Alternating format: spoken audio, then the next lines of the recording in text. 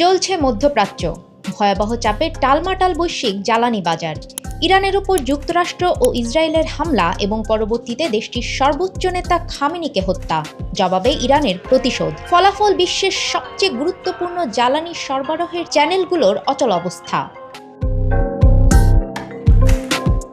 ইতিহাসে প্রথমবারের মতো বিশ্বের বৃহত্তম এলএনজি প্রতিষ্ঠান কাতার এনার্জি তাদের উৎপাদন আপাতত বন্ধ রেখেছে। বৈশ্বিক তেল বাণিজ্যের প্রধান পথ হরমুজ প্রণালী ইরানি বাহিনীর পক্ষ থেকে বন্ধ ঘোষণা করা হয়েছে। ফলে সংঘাতের এলাকা থেকে বহুদূরের দেশগুলো বড় ধাক্কার শঙ্কায়।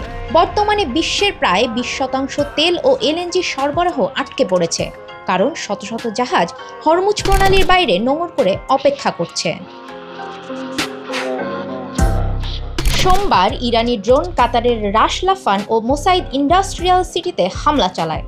এর পরপরই কাতার এনার্জি সব ধরনের এলএনজি উৎপাদন স্থগিত করে। বাংলাদেশের প্রায় সব পরিশোধিত ও অপরিশোধিত জ্বালানি তেল আমদানি নির্ভর, যার বড় অংশ আসে সৌদি আরব ও সংযুক্ত আরব আমিরাত থেকে, যারা এখন সরাসরি ইরানের হামলার মুখে। দেশের মোট গ্যাস চাহিদার 35% আসে আমদানিকৃত এলএনজি থেকে। কাতার এনার্জি বন্ধ হয়ে যাওয়ায় এই গ্যাসের প্রধান উৎস হঠাৎ করেই থমকে গেছে। পেট্রোবাংলা এবং জ্বালানি বিভাগ নিশ্চিত করেছে যে মার্চ মাসে আসার কথা ছিল এমন এলএনজি কার্গোগুলো এখন অবরোধের কারণে আটকে আছে।